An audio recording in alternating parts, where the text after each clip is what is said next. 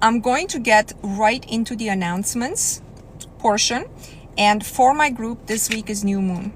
So we're mid-year right now. The new moon is June 25th where I'm at, but it might be plus or minus 1 day depending where you are in the world.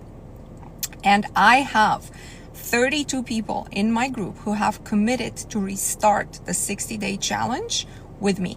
So we're all going to do it together. I'm going to spend a couple of minutes explaining exactly what you need to do for this. So everybody in my group already has the 60-day challenge that's available in my bio. What you're going to do before the new moon, before the evening of the 25th, is go to the goals section, and for every single goal, you're going to define the goal that you currently have based on what you feel in your heart. Forget about all goals, forget about what you put there last year, forget about what society tells you to put. Sit with yourself, ideally during a relaxed morning or during a relaxed hour of the day. And what I want you to do is look deeply in your heart and be like, love, what do I want? Money, what do I want? Career, what do I really want? Etc. As we know, a lot of people in our group change their mind about what they want. This is totally fine. Goals should be refined all the time. And I want you to have your goal set and your life in images that matches that goal all set before the new moon meditation on June 25th, which is this Wednesday. The meditation that we're all going to do at a certain time, usually we do it around 10 p.m., but I'll announce it in the Facebook group. What we're going to do is do this meditation that I will have available in the group tomorrow evening. If you want to participate, if your name is not on the list that I will publish tonight, please let me know as soon as possible, because I want to do a little ritual and a little recitation of everyone's first name who's entering this challenge, just so we can unite. I believe in group consciousness. I believe when we set ourselves to contribute to the energy of others, we are actually given energy. And I want to start at the same time with a group of powerful people. Ideally, everybody would have already done or tried to do the 60-day challenge already. Let me increase the air conditioning around here because it's like, whew. I think we are at 34 degrees here. Outside, I mean. I want to see if I missed anything. Okay, so you're going to set your goals. You're going to set your life in images. And you're going to do the meditation the night of the new moon. Now, please, whoever can, if you can put yourself through this, I promise you it will be worth it. Please fast the day of the new moon, the day before you do the meditation. You see, there has to be both a physical and an energetic vacuum around you as you project yourself into the formless substance. This is like even common sense, if not common knowledge. And what you need to have is divert energy from digestion, divert energy from your body doing something to process something else, and allow that energy to go in the direction of your goal. If you can fast the full day from when you wake up with just a water fast or the most juice, like a natural juice fast, that would be ideal. If you can't, please don't eat anything after lunch. Do not come into this meditation full tummy after a huge steak meal. Remember, this is all energy work. If you can't not eat after lunch, please don't eat meat the whole day. Okay, I want your commitment that when you come into this group space that I've created and I've worked so hard to create, if you really want to do this with a group, do this. You have to offer this even as a sacrifice, as a thing. I'm not going to do this for me. I'm doing it for others. Okay, Valerie, you going to do the full day? I think you've done it before. I'm going to do the full day. I'm going to have a natural juice just on the side, just in case I get dizzy, but that will just be juice with ice if I have it. Otherwise, if I can do just the water, but I'm not going to eat anything. So we have 32 people. I think I have 31 plus myself, but I'll write my name last. I'll republish the sheet, the sign up sheet, which is just a board in my office that I wrote everyone's name on. After lunch. Okay, good. After lunch. As long as you don't come with a full tummy into the meditation. The meditation will be posted tomorrow. I know I didn't do a meditation last week. I just wanted everyone to just go into this major one pretty clear-headed. Have your goals ready. Have your life and images ready. Fast the whole day if possible. If not, fast after lunch. And if you're not included in the sheet that I will post tonight, please let me know as soon as possible, because I want to recite everyone's name on Tuesday night when I'll do a pre-meditation preparing for the next day of the new moon. Guys, I want to remind you, I don't contact anyone. So if you need me, you have to contact me. If you received a message from me, it's not from me. So be very careful online. Okay, those are all the announcements I think I had. If you guys have more questions, let me know in the Facebook group. If not, we're ready to talk about whatever you want to talk about.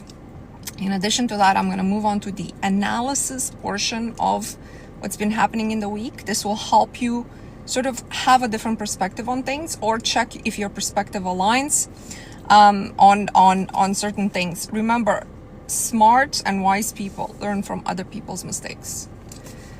So if we can look at what other people are doing and saying and learn from that and avoid mistakes, the evolution of human consciousness would be exponential. But that rarely happens. Very, very few people actually learn from other people's mistakes. And if you have to think about this, actually, especially if you've gone through life a little bit, when you look at younger generations and you see them making the same mistakes you did, and you know you can't do anything to prevent it because they just need to learn themselves, then you'll understand the whole design is so flawed, right? Like, if we actually learned all the mistakes from our parents' generation in terms of collective society, how society should move, politics, our own individual reactions. And if we pass this information to future generations, in a few generations, this world would be heaven. But the problem is no information on life wisdom actually gets retained, except by the handful of few, probably thousands or maybe tens of thousands of people out of billions of people. It's crazy. It's crazy to me, this concept. Okay, so I've seen, I have 4 things I want to talk about. I've seen a video of a major creator, and she was saying, she was just giving some dating advice, and she was saying, don't save his number unless he's committed, unless he's this, don't give him importance, what have you. And I said, it's not really saving his number. That's the problem. The problem I see with a lot of people, they keep conversations on their phone, text messages on their phone from everybody that they've ever talked to. They never delete anything. They never delete, and then they go revisit. So you dated a guy for 2 months, he ghosted you. All of the conversations that you have had with him are probably on your phone. That's for the majority of people. What actually needs to happen is, this is not a proper interaction. This is not how the system works. This is a human invention. You guys understand? Conversations generally flow.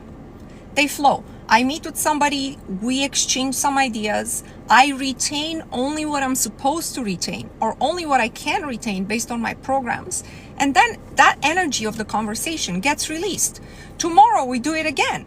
We do it from a different energetic perspective. I'm different when I come in, because every day you're kind of different. He's different when he comes in. The conversation maybe flows a totally different way.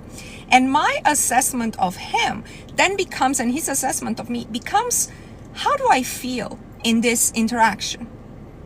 That's outside of texting, right? So there's no texting involved in this scenario. Conversations, words have energy. When we speak them, the other person receives your energy, processes that energy, and moves on, right? So what's happening now is there's so much stagnant energy in people's lives from this old conversations, and you go on and revisit it, and you analyze it again, and you take that energy back into you. Maybe the energy of having a back and forth fight. Did I tell him off good enough? Or you go revisit when he was love bombing you, and you're like, how can this, I guess I can't trust when a man says I love you, etc. While if you didn't have this texting, Or if every single day you kind of go through conversing with people and delete the conversations at the end of the day. Why? Because this is how it would work in real life. This is how we're actually designed. At the end of the day, the conversation is gone. And what you need to retain is only what can stay in your system and be processed by your system, not everything. And I'm going to tell you, a lot of women, when they say emotional baggage, this is where it comes from. This is where it comes from. It's not really from a guy ghosting you after 3 dates. Who cares? It's the fact that you back and forth it and text and you read it and you reread it and you shared with your friends and you're stuck in this loop of energy. So I want you guys, if you're doing this kind of work, if you're doing energetic work, if you're cleansing yourself, if you're preparing a vacuum inside of yourself to allow for the new, to allow for your future husband, to allow for anything good to flow in, you need to have the vacuum. You need to let go of the past. You need to delete the past. Just like you need to delete certain items in your closet, give them away. Just as you need to constantly move around your furniture, it's all about flow. If you believe me on one thing, believe me about this. Scientists are telling you now it's all energy. And it goes with common sense that energy flows. It just flows. So please just do this. Do this. Go back, delete all conversations. Don't keep anything. You don't need anything from anyone. People you're close to, you can just call them, be like, what did you say about this thing again? You know, let it flow. That's on conversations and energy and why you might feel more heartbroken than you're supposed to feel after interacting with people for a short amount of time. Then I saw a video on a creator, and what happens is, like, I don't spend more than 30 minutes on social media scrolling throughout the day. Generally bathroom scrolling like everybody else. Too much information. But when I see a creator that has something to say and I see that a video is long, I put in my favorites and then I go back to my favorites and I listen to it. Like if I do my makeup or my skincare, taking off my makeup is the perfect time to listen to something. So she had a particularly longer video, okay? Longer video, like 5-6 minutes. I liked her intro. Anyways. So she was saying, she is, I want to say like 52 or 53 years old, and she was getting married that day, and she was offering some wisdom around having been married before, and just life advice about how you should always do what you feel like doing without worrying about what people would say. But she ended, this is like just towards the end of her video, just because I watched the whole thing, right? I listened to the whole thing. She said something that made me realize that certain things only come with age and wisdom, okay? And I'm going to parallel that with Wizard Liz. So she said, after everything she explained, the conclusion, I'm getting married today, hopefully for the last time, but maybe not. This was her exact words. Hopefully for the last time though, because I love this man and I want it to be the last time. And I caught that, and to me, there was so much wisdom in that, okay? That's really putting yourself at the center. Like at 52 or 53 years old, she's thinking, I have this good thing now, but I'm not going to give up on myself. So maybe it's the last time, maybe not. When I go through life, if this guy doesn't work out, I'm not giving up on myself. Compare that to Wizard Liz saying, guys, if I haven't met this guy, I would be single because he's the only one that would work for me. That's not putting yourself at the center. That's not being confident. That's not making your life about you. And I want you to understand that the truth about somebody is in these little things they say. In this little, like somebody can give you amazing advice about how to be confident, but you gotta listen for the nuance.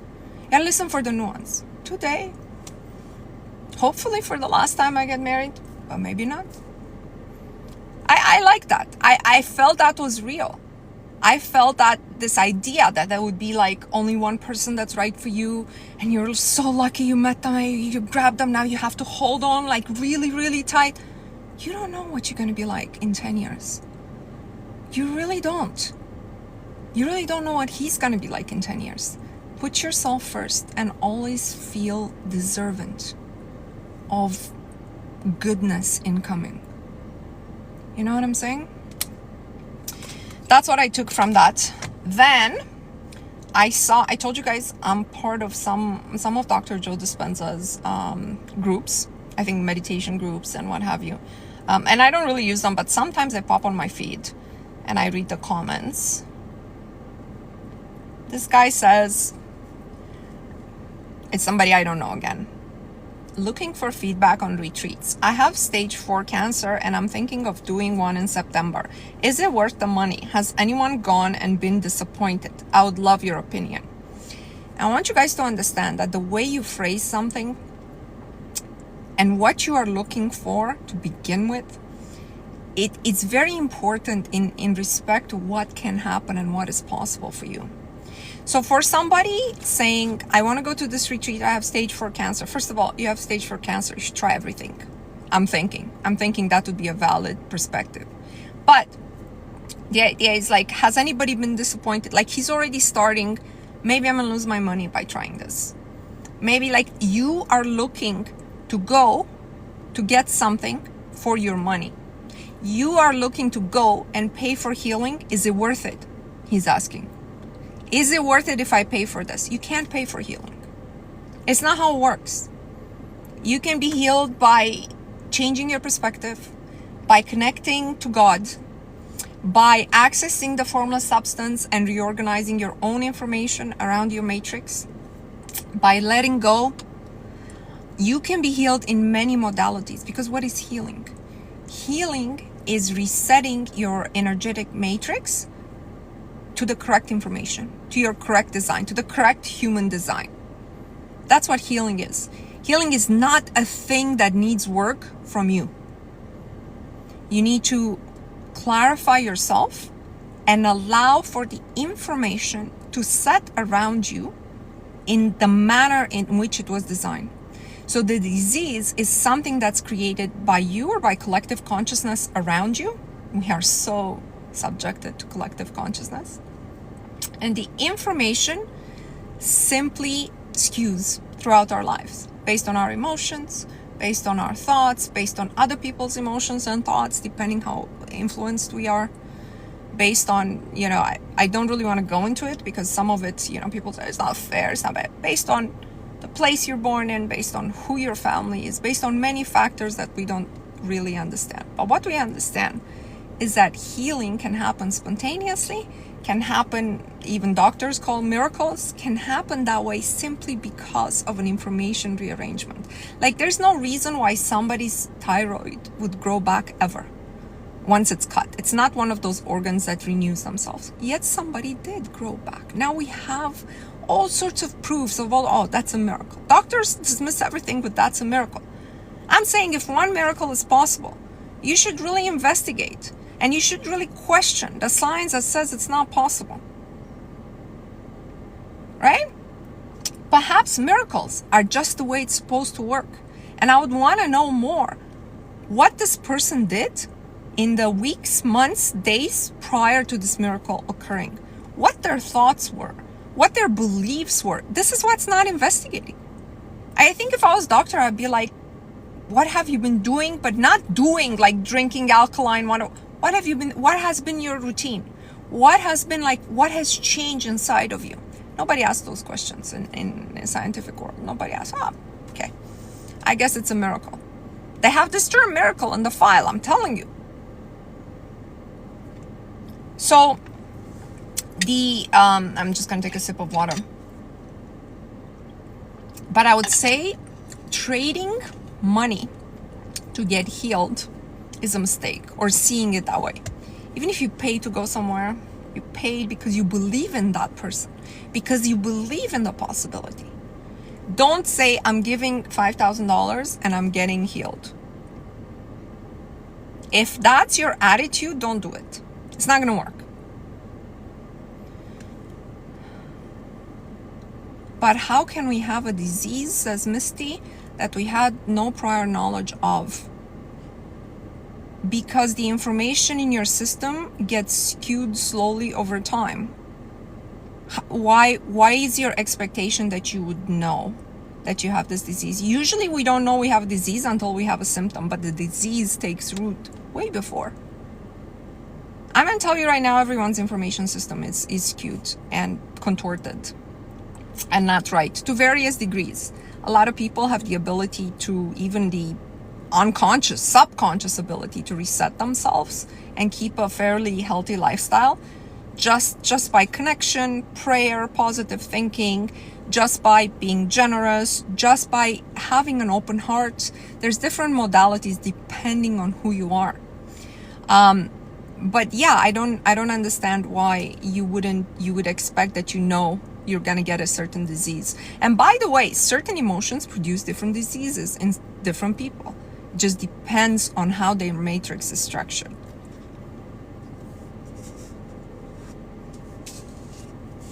I don't know what lipedema is, but I'm sort of explaining around why, from an energetic perspective, diseases manifest in the body.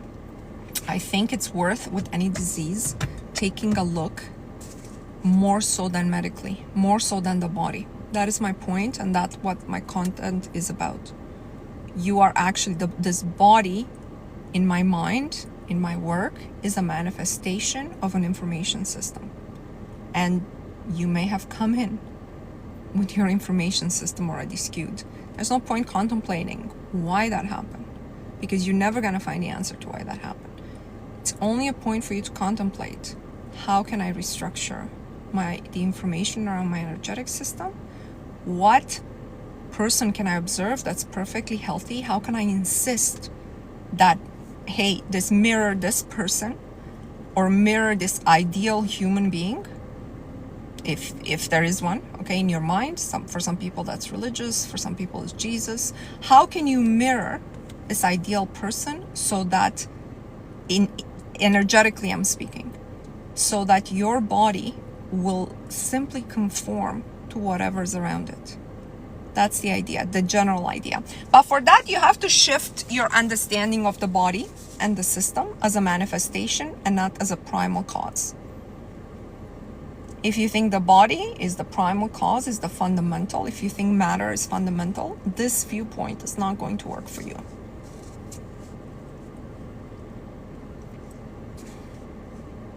Never accept the card you were dealt. Ever. Just don't accept it. That's what I would say. And then I had one more question, interesting, on one of my videos that I thought was kind of funny, actually. This queen says, how can I manifest my in-laws to stop asking my husband for things? Cars, house, money, everything. And my husband does not know how to say he can't. He gets stressed because we can't buy anything for the house or travel because they take all his money. I'm not sure this is a manifestation question, Queen.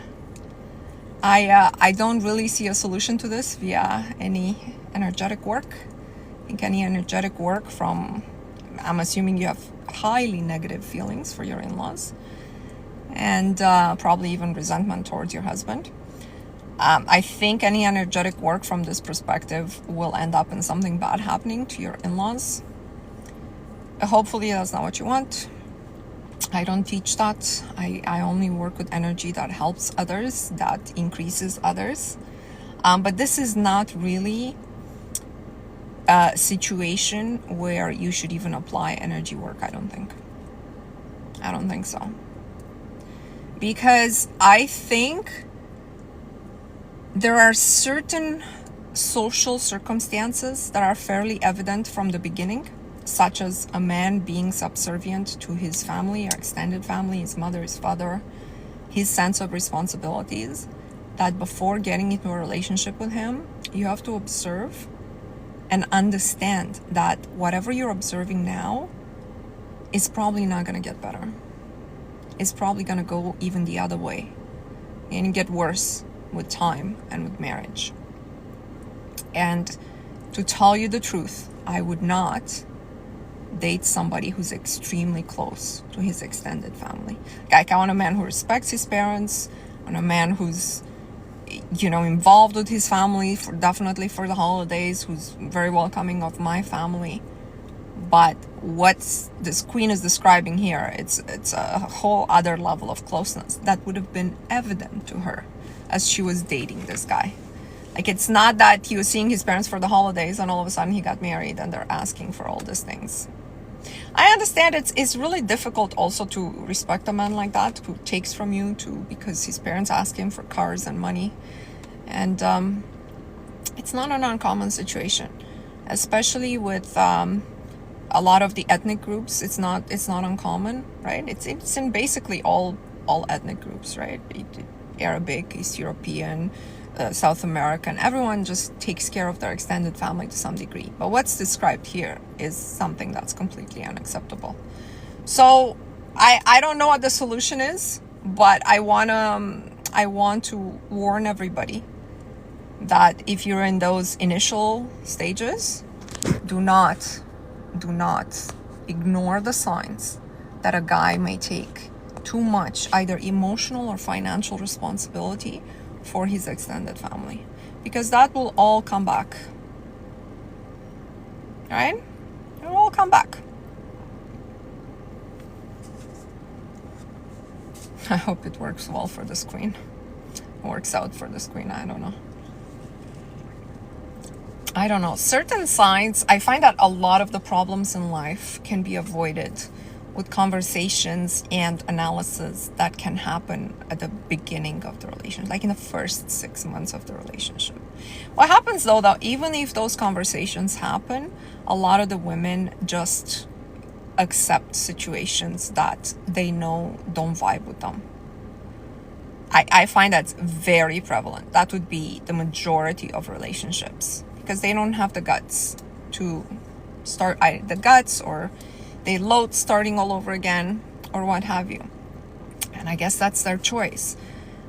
But the thing is, don't try to fix it when it's been like this for 10 years. All of a sudden, you're trying to fix it.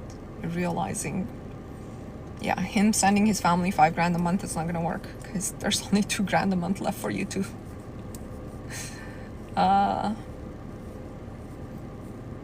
So you think she can get him to change his behavior? I don't know. I feel like in this situation, Valerie, even if he changes his behavior, he's going to resent her, because the guilt and shame and programming that had to go into this man for him to not be able to afford to get anything for his household, like vacations or to buy whatever she needs in the household, or she wants to improve in her household. Like, it's okay, I think, to give up for your parents a certain, but what it's sounding like here is that this is so deep within him, like the majority of what he has goes to them. And imagine the guilt and shame you would have to feel in your life or be programmed in you for you to buy your mom a car, or your dad or your brother a car first before your spouse can go on a vacation with you. Do you know what I mean? So I just don't think it's worth it for her to go through this. But I also think, Valerie, would have been evident. This behavior would have been evident at the beginning in terms of his sense of responsibility. I don't think he just started to do this after they got married. So I can't relate to a person that has that feeling that they have to take care of their whole extended family. There's another example that I have given. My friend has a nanny now for 12 years. She started with her when the nanny was 28. And now the nanny is 40. And she's a Filipino nanny from Philippines. They sponsor her. And a couple of years ago, she went back home and she realized all those people she was supporting and sending all her money to, nobody wants her to come back. They all want her to stay in Canada and work until she drops dead and keep sending them money. Meanwhile, her sister got married. She paid for the wedding. Her brother bought a house. He had 2 kids. Her parents are okay. She pays their medical bills. All the money she earns that my friend pays her extra. I don't know. I don't think she lives with my friend full time. So she has 0 expenses. Like, all of that money she sent to them. That's kind of the same idea. A person like that, getting that person to change their behavior, they can't do it. They can't do it. Some people are programmed to live in the sacrificial mode of just earning for others and living for others. you've pointed out that most women don't have the guts to only take what vibes with them. Yeah, I would say in the majority of the relationships, actually the most of the relationship is what doesn't vibe with her, and she stays for the 20% that does vibe with her. It's not that one thing doesn't vibe and she should walk away.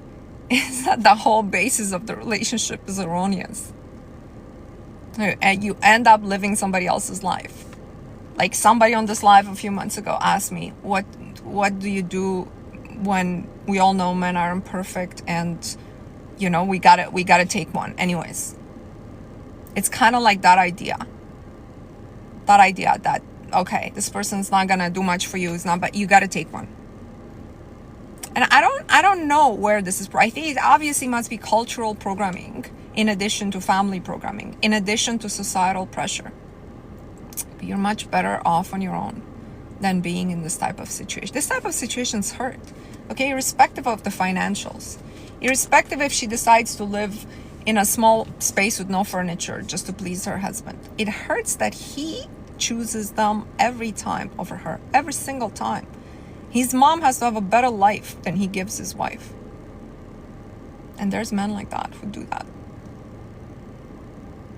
That's sort of the problems. And in my opinion, those men, they don't deserve wives. They don't.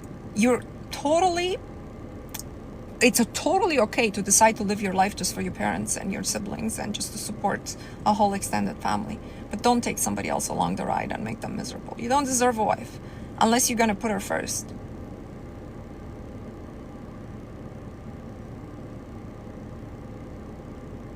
Crickets. Okay.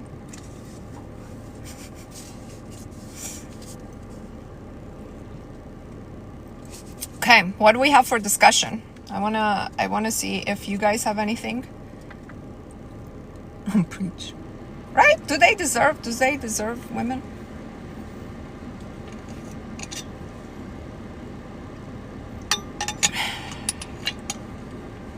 Why is there nobody on my live today? I don't know. I feel like I have my trusted 5-6 queens, and I don't know what happened. Like, this algorithm really hates me.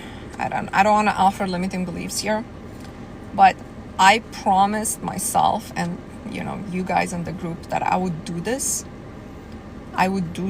Like, I would come in here and share my knowledge, and irrespective of results. And that's what I'm going to continue doing. Luckily, I'm in a lucky position to be able to do that.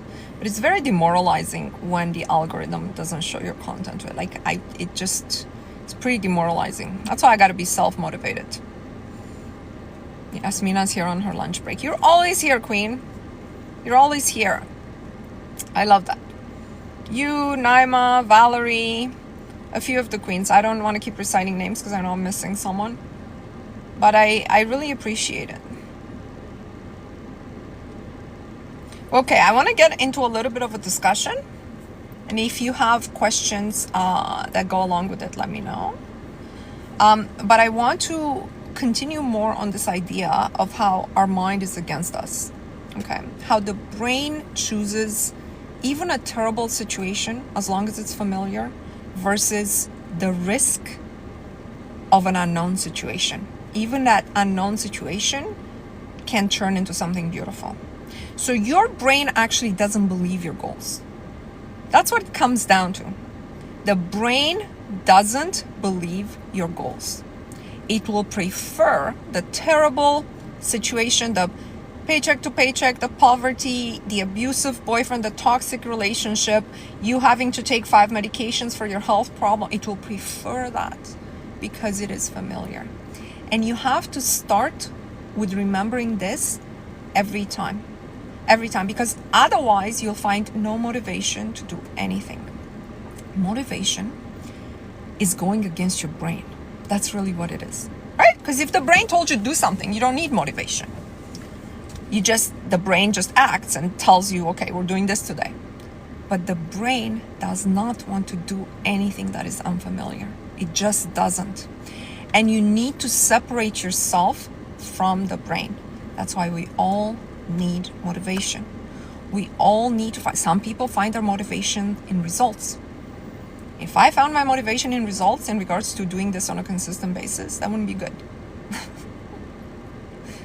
Other people find their motivation in God, in their religion.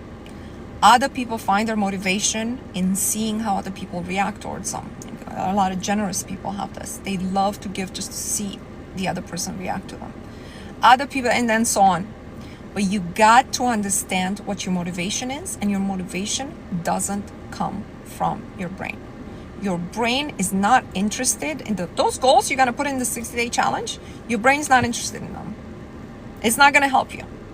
It's going to eventually give way and allow you to fulfill them, but it's not going to be, yes, Mona, let's do it.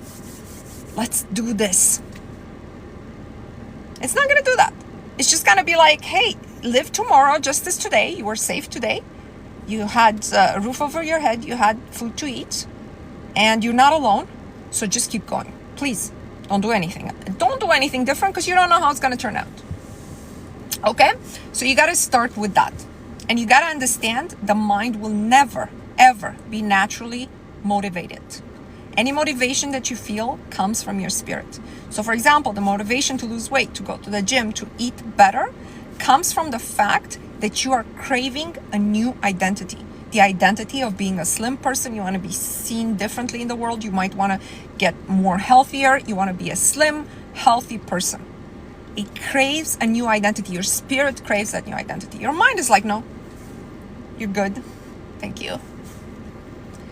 You're good. You don't need that. Just have some chips, popcorn. It's not easy eating right, huh? You know, you have to trick your mind into certain things. Like for example, I don't have anything tempting in the house. I love desserts, and I don't have anything in the house other than honey. If I did, I would eat it.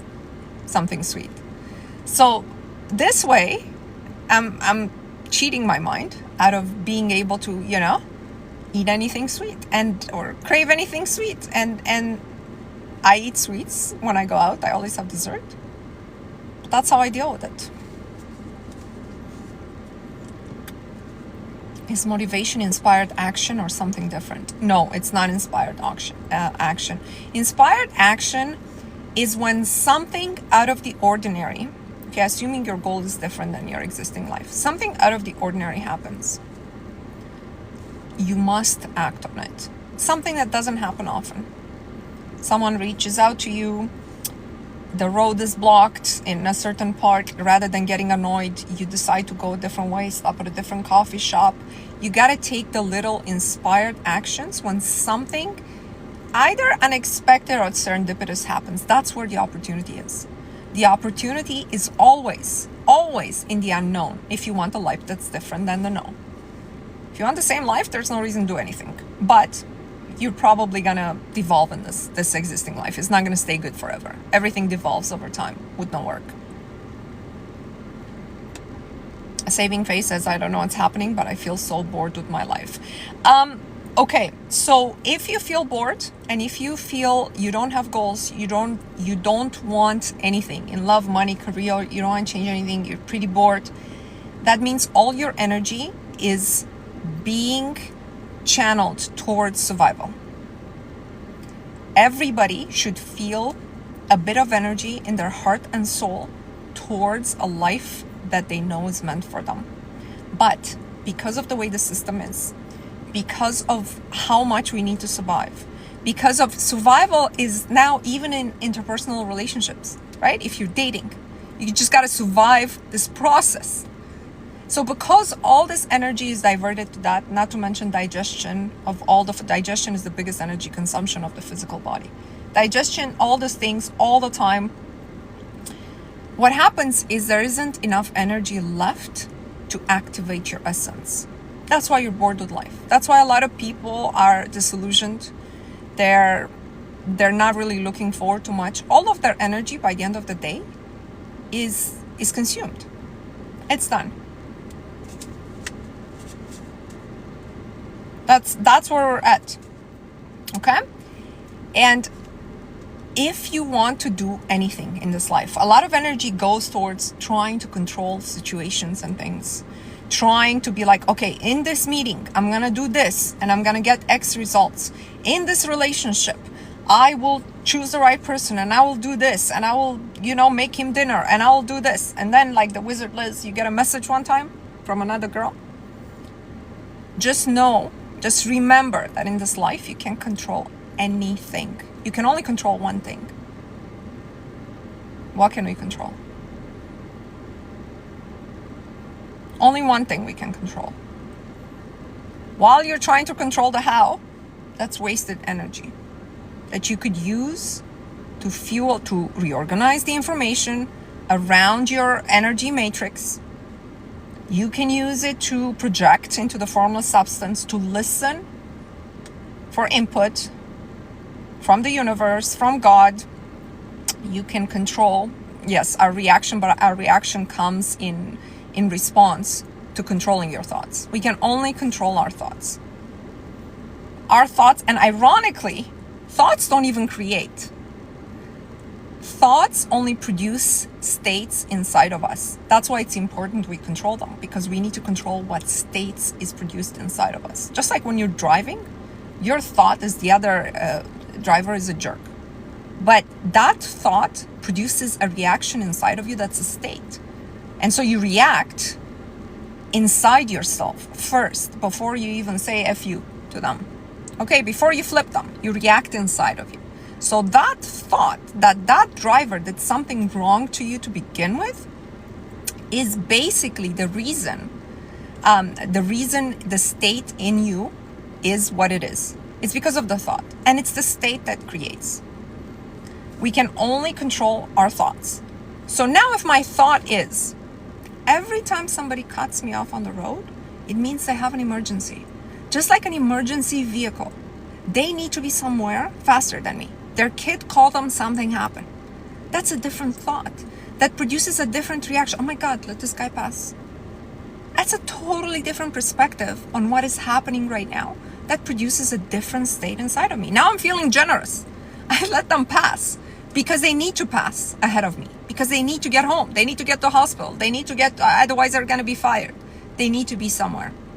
So you see, this is how our thoughts produce states inside of us. The state inside of us, our vibration, I tell you guys, you got to listen to it again. You can't make anything happen.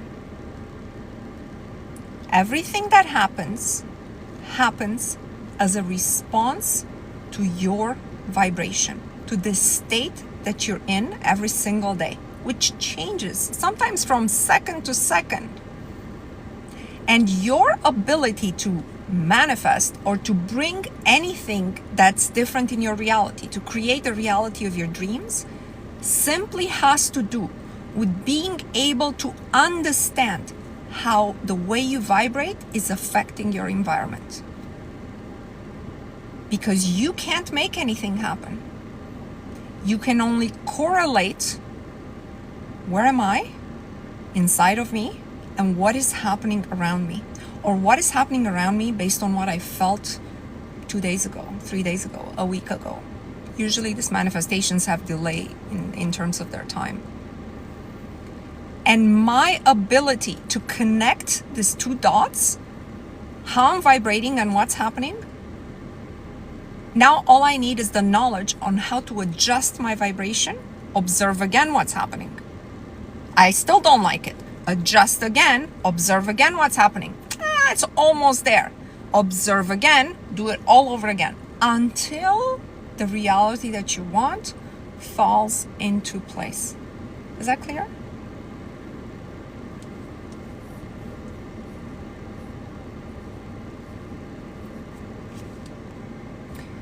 What about people who are at rock bottom? What was this? And starting from scratch. Being at the rock bottom is the perfect place to be. Being single is the perfect place to start. Being jobless sometimes is the best place to start. Why? Because when you have a good job that you hate, it's hard to leave it behind. It's hard to quit. It's hard to quit. I know. I had a job. I was being paid like $150. This is like, I'm done with that job as of 2015. So back then it was a lot of money. It was hard for me to leave. I wouldn't have quit, I don't think. Especially I was single mom back then. I don't think I would have quit. But so it happened that it came to a natural conclusion to allow for my future. So only from that place where you don't have to give up something. You're at rock bottom, you have nothing, it's beautiful. Now you can create exactly what it is you want. Get it? Always see the positive in your situation. If you already had a partner who was not behaving correctly towards you because you attracted them based on the person that you used to be. So you had this partner. And now you're manifesting them to change. Like the queen in the story. I'm manifesting my husband to stop giving money to his brother and mother and father. Stop buying them cars. That's totally different than I'm single. This is the type of partner that I am. I want to attract my equal. I want to attract better. I want to attract better than I've ever had. And why? Remember, you must believe you deserve it. Not that the people tell you you're a 5 out of 10 or don't listen to any of that stuff, your body count. You have to believe it, that you would make a great partner for the type of partner that you want to attract. If you don't believe that, even if the world tells you you can, you won't. You're the only one whose opinion matters. In terms of energetic projection, the problem is we internalize a lot of other people's opinions also. That's the real issue. They become our opinion of ourselves. Somebody says you're damaged goods anyways. You internalize, or most women tend to most people, even if you say something negative to a man, people tend to internalize. If 2 people tell you the same thing, body count's too high. You don't bring anything to the table. What are the words right now in like this type of things? Tend to internalize that. All of a sudden, you're not feeling worthy of the partner you're trying to attract. So you're gonna accept less even when you meet someone. Because you already you don't have to do this consciously, you understand. You always have to monitor your subconscious state to see what really is there. What really is there is evident in how you behave in 3D and what you accept. It's very evident what you think of yourself, where you value yourself, how you let others treat you, including your children, including your spouse, including your mother. All of this matters. All of this attracts more of the same. So that's another important point to remember. On default mode, you attract more of the same. Unless you're monitoring. And what unfolds is the easiest thing for the system. We talked about this also many times. The system wants to go in accordance to your past because that's the easiest future for the system, the energetic system, to unfold. I'm trying to put this so the light is not in my face. Lenny says that's such an unpleasant thing, the internalization of mother's idea about me. Yeah. Mothers parents in general can do a lot of damage, even if they don't hit the kids, don't abuse the kids. In terms of our parents are the ones that give us our identity to start with. Now with work, you can change that identity. But think about the biggest gift you give your child. It's not that you buy them a car and you put them through private school.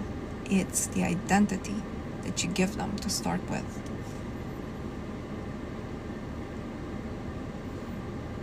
Yeah. They can do a lot of damage. In fact, you should probably assume that every parent has done damage to their kids. You should start by the assumption my parents loved me, but they must have damaged me somewhere. Where? I want to, play back. Unfortunately, these things can't be understood unless you play back what has happened.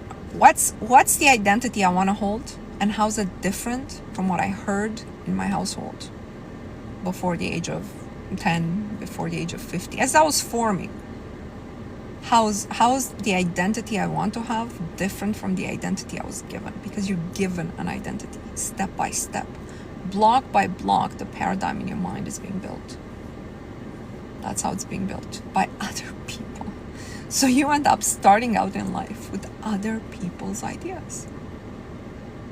right? Other people's ideas. So the way also I wanna talk about how the biggest influences on the energy we project, and the reason it's not working many times is because of doubt, desire, and control. Those three things are extremely pulling, like skewing of the energy you are projecting. So for anything you want to create this goal with your business, with your relationship. If you have doubt that it's possible for you, if your desire is too strong, if you need to control the how, it's not going to work. If you catch yourself in any of these three scenarios towards your goal, you need to roll back and ask yourself, where can I loosen the rein? How can I let go of this desire? The desire is easily let go of by being okay with any outcome. Whether you get it or not get it, your life will be good. Somehow, you don't know the how. Ideally, I would get to achieve this goal. But if I don't, I'm also okay. That will temper the desire, this need for the accomplishment of it. This projection, I don't have it. I desire this guy, I desire this man, this relation, this job, I must work there. This desire is against you also. The control is easy, right? If you feel control about how it's going to happen, I'm gonna go on 3 dates. The third one is gonna be my husband. If you need to control, it's gotta work with this guy because he has the attributes I'm looking for. I gotta make it work. I gotta control the situation. I gotta control how he behaves with his parents, what he does on Instagram. I gotta control all these things. It's not gonna work. Then if you have doubt is today, I know I'm gonna achieve this role, this job. Tomorrow, I don't know. Today, I'm thinking I will find somebody to marry. Tomorrow, I'm watching some videos of terrible men and what happened to this girl and how she got cheated on. All of a sudden, I have doubt. Right? I have doubt. Now it's a problem. Doubt, desire, control. Monitor yourself for those against your goal. I had to leave my relationship of 1.5 years 2 days ago because it was intolerable for my standard. Yeah. When you change, this will be evident in the interaction around you. And what you'll find is that unless the situation conforms and the person conforms to your standards that you decided to enforce, it will fall apart. Or you will find it so intolerable that you will walk away. That's why I don't worry about if I do this, am I going to lose this guy? You only lose this guy if you can't stand him anymore. If you've changed that much that you can't stand him anymore. And then it's not going to hurt. It's still going to hurt on some level, but it's not going to hurt hurt.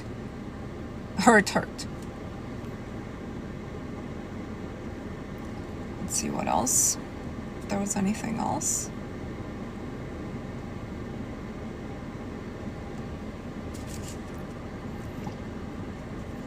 I think we're good. I'm gonna quickly rehash the steps for the new moon. If you're part of my group, the new moon meditation is happening this Wednesday. The meditation will be posted tomorrow. I'm gonna do a pre-cleansing of my aura, of my own energy system on Tuesday night. The new moon is Wednesday. And I'm gonna recite everyone's name who signed up to participate in the Facebook group. I'm going to post the final list probably tomorrow morning of all the participants. If it doesn't have your name, leave your name as a comment right away if you want to participate. Please take this very seriously or don't start it, because the energy that you're exchanging to the group has to have benefit for all others. If you do it half-heartedly, or if you're looking to ride on other people's energy, it's not going to work for you. You got to be sincere. You got to be sincere about your goals. Set your goals, have them ready in the file. The first day, which is the day of the new moon, we're just gonna go with day 1. In the dreams and 3D response sheet, we're going to start recording the day after the new moon, obviously, because it will be the first dream that you've had. How do you join? A link is in my bio. You have to have the 60-day challenge You have to be part of the Facebook group to join. Unless you're already there, then just look on the Facebook group. There's been a few posts about it. I want you to fast if possible the day of the new moon. Even if you're not part of my group, you will find that if you fast one day a month, but it has to have some type of ritual in your mind that you're doing this for something. Just fast, have a clear head with your goals when you recite the first entry of the 60-day challenge. I'm expecting a lot of success stories, and I'm going to take, I want way more input than, I was given a $1,000 raise. I found $20 on the street. My ex called me, says he's obsessed with me. I'm looking for a lot more substance in the testimonials. I'm looking at day 20 to be like, I feel different. I've revised my goals. I've done something. I feel something different. I want you to keep your mind in the connection. There is a reason why we're doing this together. Otherwise, everybody could do it on their own strength and just see where you can get. We're doing it together for a reason. Give it your best. Especially if you've done the 6-day challenge before, make this your best. Put your hands together for the 369 I am a winner tapping. One breath. I am a winner. I am a winner. I am a winner. I am a winner. I am a winner. I am a winner. I am a winner. I am a winner. I am a winner. I am a winner. I am a winner. I am a winner. I am a winner. I am a winner. I am a winner. I am a winner. I am a winner. I am a winner.